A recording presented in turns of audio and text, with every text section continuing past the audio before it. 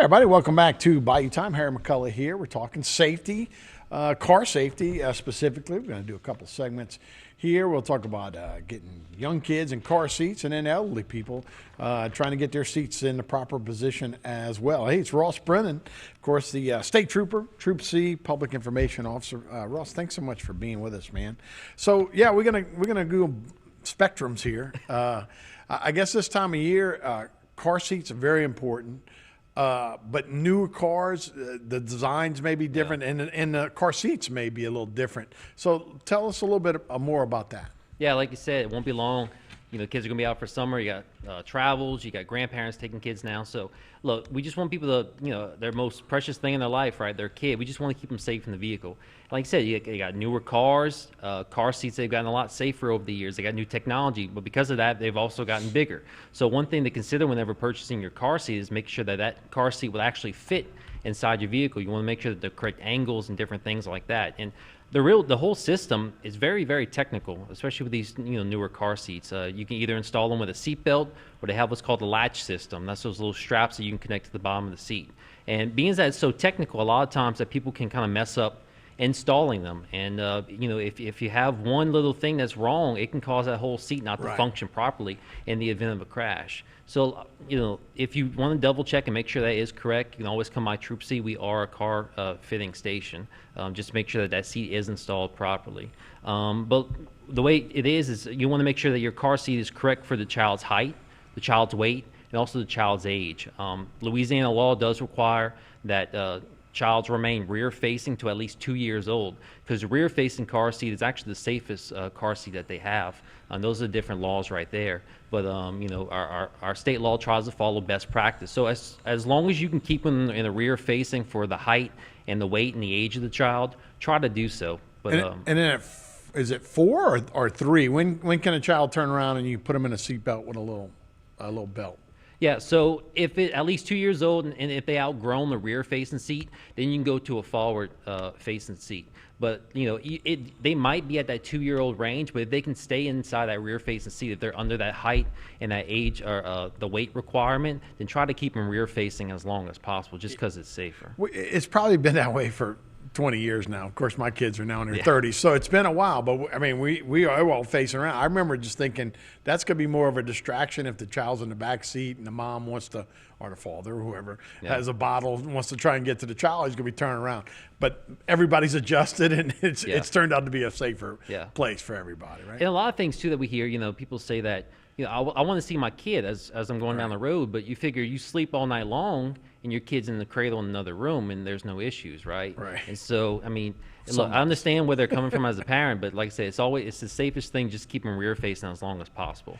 But different age, different height requirement stuff, right? That's why if you have any questions, you can come by Troop C and we can hopefully be able to answer some. Now, when you buy a new car, do they have specs like, hey, buy this type of car seat that fits best or designed to fit best? Because I know now they have an anchor. It's not just a seat belt. Sometimes they'll have an anchor that actually goes to a steel part in the car. Yeah. And that's another thing too. You got to check your owner's manual of your car, because you might not be able to install that car seat that you bought the way that the car seat manufacturer recommends, because the car manufacturer won't allow it. So like I said, it's really technical, and they evolve so much over the years that you really have to know kind of what you're getting into, right? You have to make sure that the car seat can actually work in the car that you currently have or going to buy. Yeah. So there are different fitting stations, you said, and we have a shot of this so we could take a look at fitting stations that that are around this area. Yeah, and those are all the different places you can go around our multi-parish area. Look, just please, if you're going to, at least Troop C, if you're going to go, call ahead of time, 985-857-3680. That way you can schedule an appointment. We try to have somebody there, but there might be some instances where somebody isn't. But all those places there, you'll be able to go and see about getting your car seat installed. Okay. Ross Brennan, of course, is with the State Trooper, Troop C. Hey, so this time of year is also one of the times you're talking about having kids in the back, tired parents that maybe didn't sleep as well. Mm-hmm. A father or a mom that's not used to dropping them off at daycare, they might drive straight to work.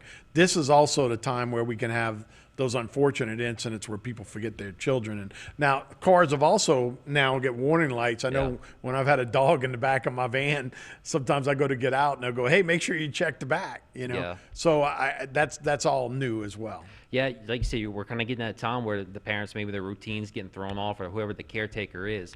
So look, if it takes leaving your purse in the back seat or even putting a shoe, I've seen before people made a lanyard with child in car. Whenever they put the kid in the car seat, they put the lanyard around their neck. That way, if they're going into the store or something like that, they'll look down and say, hey, you know, I left my kid in the car, which unfortunately it does happen. It's also getting hotter too. Right. So it does not take long for that car to reach temperatures where it could become lethal. That's a great idea about leaving your phone back there, right? Because nobody's going anywhere without their phone. And then you're not texting and Leave your driving kid in too the while back. you're going down the highway, right? So it's a win-win all the way around. Yeah. Well, look, whatever it might sound crazy, but whatever it takes for you to remember that there's a kid in the back seat, and for you to look, you know, whenever you get out the vehicle, hey, if it works, that's what it's all about. Those are all great things as well, and great reminders as well.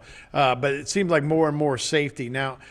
Do we have any stats? Are we getting safer? Are we getting better at these kind of things?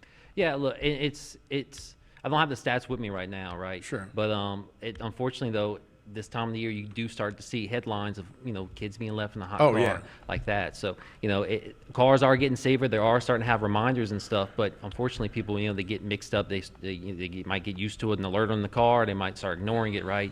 So it's never a fail-proof just relying on the technology of the vehicle. You always want to just make sure that you double-check and look before you lock the car. Yeah, I think cars in general are a little bit safer. So elderly car fit, again, is one of these things like you didn't even know was a deal until you mention it. You know, I when I played baseball, I was in St. Petersburg, was an old retirement place, right?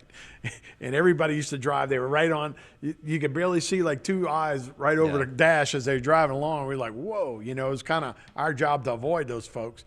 As the population ages, this, I would imagine, more and more of an issue. So you want to protect not only everybody else, but those folks themselves from bags and car bags and that kind of stuff. Yeah, so look, CarFit was developed in the same way that the car seat for the kids are, right? This is designed for more the elder population, right? As you get older, you might have limited mobility, so it's harder for you to turn your head, look at maybe traffic on side of you. You might sit too close to the steering wheel. You can't put a small child in the front seat because of the airbag. Same way that an elderly person sitting close to the airbag, it can hurt them.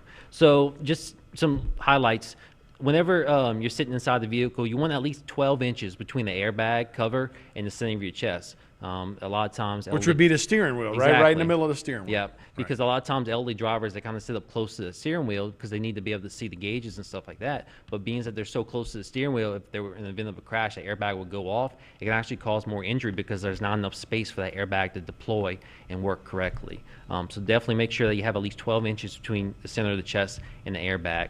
Also make sure that the airbag is tilted, or the steering wheel is tilted down towards your chest. Sometimes people have that steering wheel tilted up more towards their face. Again, for that airbag to work, it has to hit your chest, right? So if you have it tilted more towards your face, you can cause some injuries just by being too close and having the wrong angle there. Another thing too is whenever when you're sitting inside the vehicle, have the seat properly adjusted. You might have to adjust the height or the distance. That way you're able to see all the gauges on the steering wheel, as well as also see the roadway ahead of you. You don't want that steering wheel to be blocking any view of some gauges. You might be missing the speed limit or a fuel tank or whatever it is, right? Another thing too is mirrors. Like I said, as a driver ages, sometimes their mobility is harder. So what we do is we help them adjust their mirrors. Their rear view mirror, we want to make sure that the drivers have the whole back glass of the car in view of their rear view mirror. For their left driver's side mirror, what we recommend is that you actually put your head up against the side of the glass and you move that left driver's mirror out away from the car to where you have just a little slither of that car's side, that left side of the car in the corner of the mirror. And then what you do is for the passenger side mirror, you move your head over to the center of the vehicle, basically in line with the rear view mirror, and you tilt that passenger side mirror out away from the vehicle again, and just have a little sliver in the left corner. Basically what that does, adjusting the mirrors like that, it allows for basically a 180-degree view around your vehicle. It helps eliminate those blind spots. And if you're able to see more clearly behind your vehicle, that less maneuver, you have to move your head and look behind you. It just makes for a safer driver, not just for elderly, I think just for anybody. I've done it on my personal vehicles, and it makes a world of a difference. Yeah, I would think eyesight, and you talked about stiffness in the neck. You know, I guess as I get older, sometimes you can't always get all the way around when you're backing a boat in or that kind of stuff, right? So you always kind of look around. Now, they've helped a lot with the technology of having a backup rear camera, which helps a lot. But is that what elderly's their issues, dexterity, eyesight, and why do we get so much closer? Because you're just smaller, you're getting smaller? Yeah, that might be what it is too. You know, people maybe have back issues and stuff over time. But look, the car fit, it's not. We don't want people to think that somebody shows up and we're going to take their license. That's not at all what the program's about. It's to help extend your time behind, actually extend that freedom that you have driving, because if you're able to see more clearly of what's happening around your vehicle, be able to see the gauges more, make sure that you're safe behind that seat, you can extend that driving time and actually have more years on the road. And that's what it's all about, just extending that freedom, just helping make sure that everybody's safe going down the highway. So folks can give the same call for checking a car seat as an elderly person, and we can get to those same locations? Well, actually, no. So Troop C is, I'm the only one at Troop C who is certified. So if you are interested in looking at the car fit for the elderly driver, you can call me 985-855-0241. We can try to schedule up an appointment. If you have any questions too, I'll be able to reach out to you. Like I said, it's just to make sure that everybody's safe. And some of them adjustments, they might be kind of radical in a sense, because adjusting your mirrors that much, right? People are kind of worried about that. It might take a little gradual, but trust me, don't worry. Like a lot of people, they say they want to be able to see their car in their mirrors. Right. Your car's not going to go anywhere. It's not going to fall off behind you, right? It's still going to be there. Yeah. And yeah, look, I'm sure those other parishes have somebody that can help them out, but you're certified to do it, which it makes a little difference. Even with technology, though, some people might get confused by technology, right? A teenage girl may be able to send off a text in a couple of seconds, where that same grandmother might be taking a little longer and take her eyes off the wheel. So I'm sure that's all part of it, too. Yeah, and we look at the owner's manual, look at the technology inside the car. And the good thing, actually, though, about the car fit is that it doesn't matter whether it's a 1999 Honda Civic or the latest car off the showroom floor.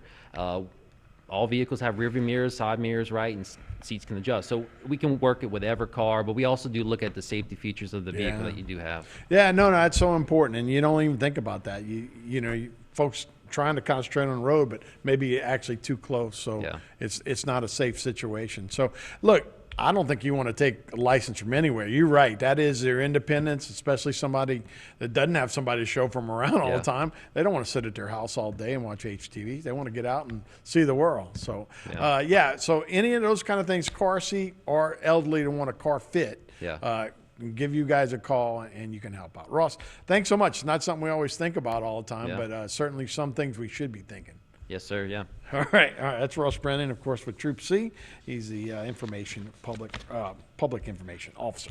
Hey, thanks for watching. We'll be right back with more Bayou Time right after this.